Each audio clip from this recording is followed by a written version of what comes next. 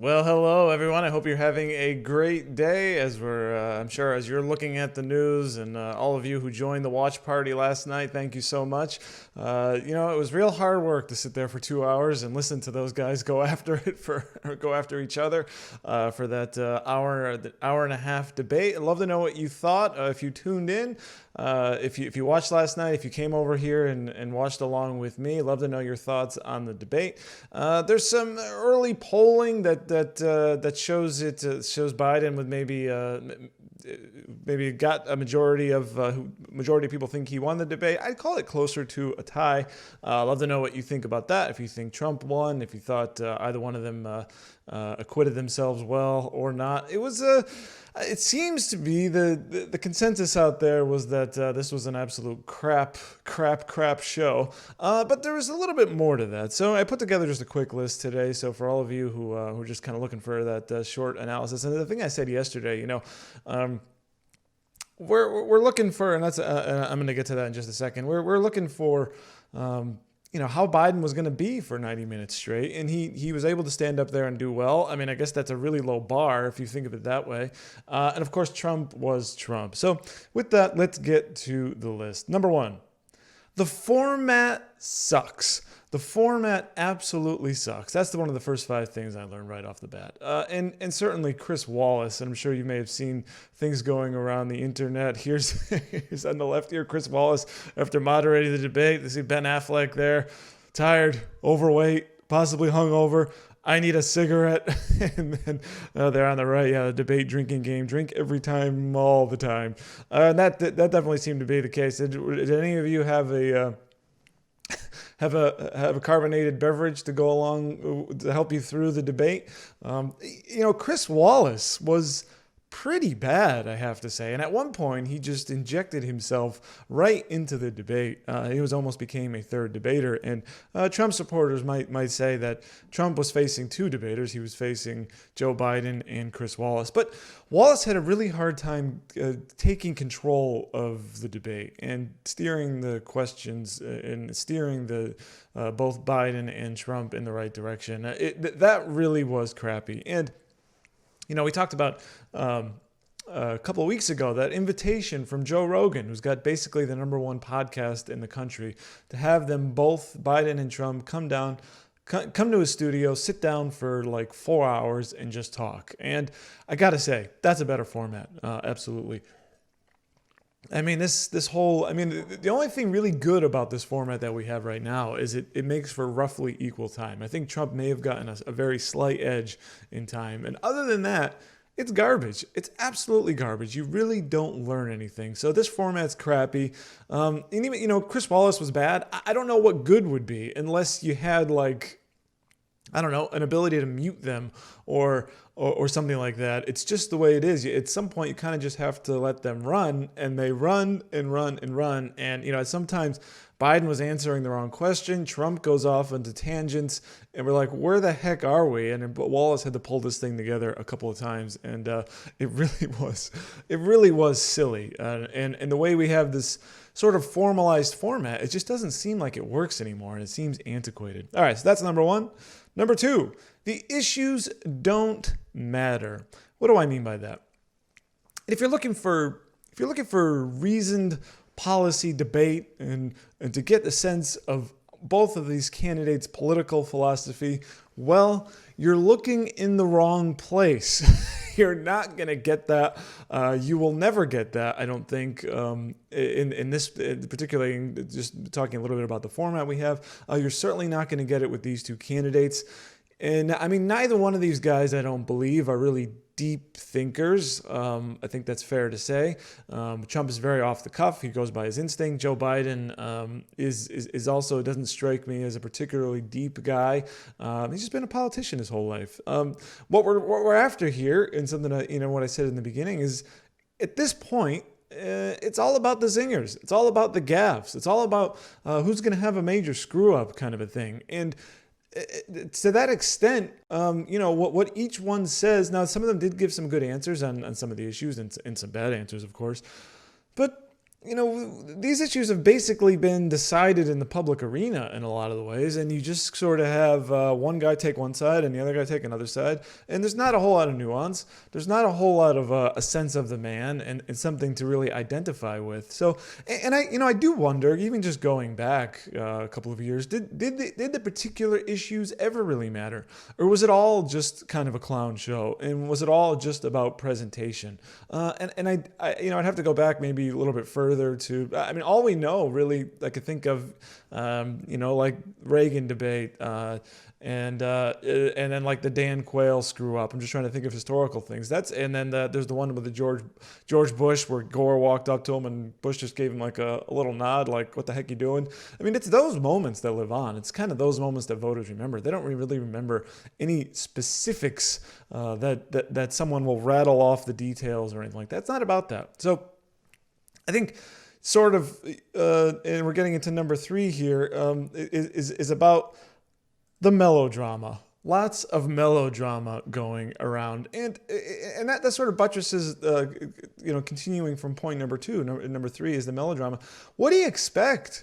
What did you think? There's a lot of complaining about the discourse, and it's true, but that's just what it is. And take a listen to this video. This is from CNN, Jake Tapper. We're all getting text messages from friends all over the country.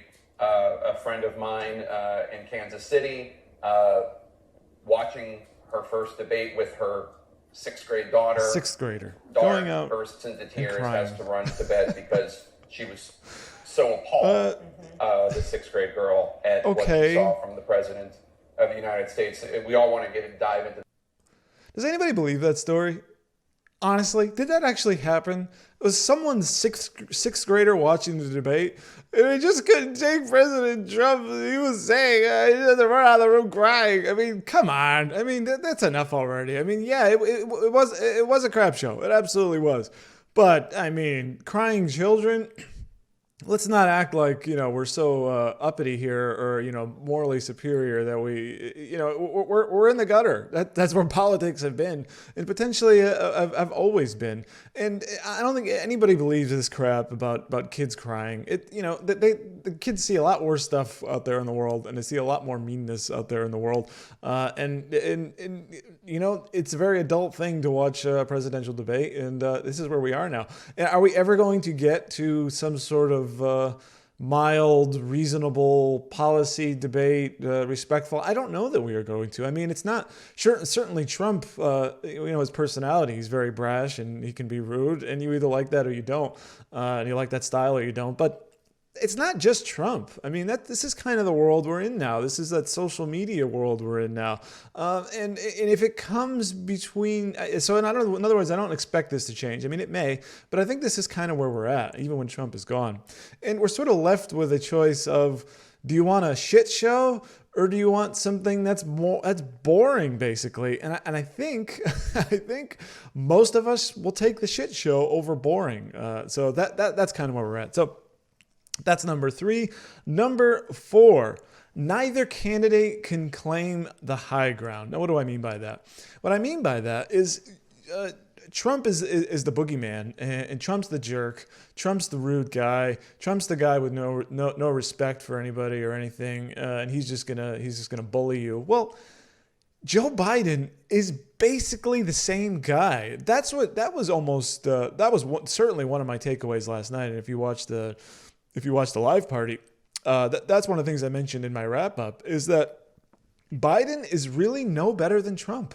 He called Trump a racist at least 2 times. He told him to shut up 1 time. I mean, he's basically, he's got a nasty streak. He's got a mean streak. And I mentioned before we started last night, he's gotten into it with voters. People asking him about, his positions and stuff like that. He called one guy fat. He called another guy stone-faced pony soldier, something. I don't know. It's some weird insult. And he puts his finger in people's faces. This is back in the primary, not now, I guess, because he's not really doing events around people anymore because of COVID or whatever. But we basically had 2 bullies on stage, and there wasn't really a contrast. I think back to not the good old days, but back to 2012. Mitt Romney and Barack Obama. I mean, those were two more mild-mannered kinds of guys. And there was no contrast to draw between, say, Trump and, say it was Trump versus Obama or something like that, or a Mitt Romney versus Joe Biden, or that kind of a thing.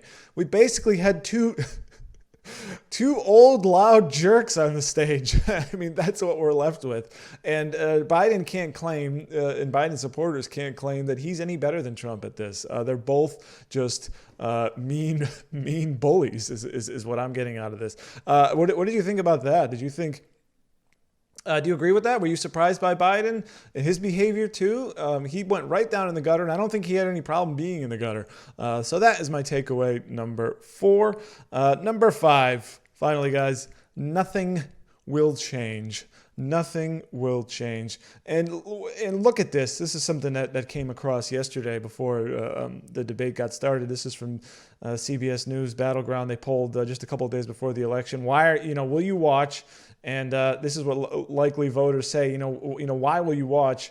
73% to see how my candidate does. So by my candidate, this means they've already decided. They just want to watch their guy. Number 2, just for the entertainment value, something we touched on earlier. I mean, this is where we're at, guys. Nearly half just want to watch the crap show. 8% the only thing on TV.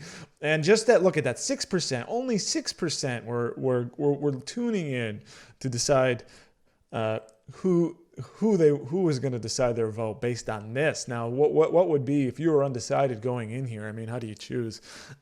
You probably, maybe you just either remain undecided or you just tune out or something. But it is only one debate. So even taking the polls into consideration here that perhaps Biden had the upper hand, it's just the first debate. And I believe, actually, going back 4 years ago, I think Trump's first debate with Hillary I think he did worse. If my memory if my memory is correct, I think Trump performed worse the first time around versus Hillary than he did this time versus Biden. So I guess at this point, I will say this debate did not change anything. But looking ahead just a bit, we've got 2 more debates.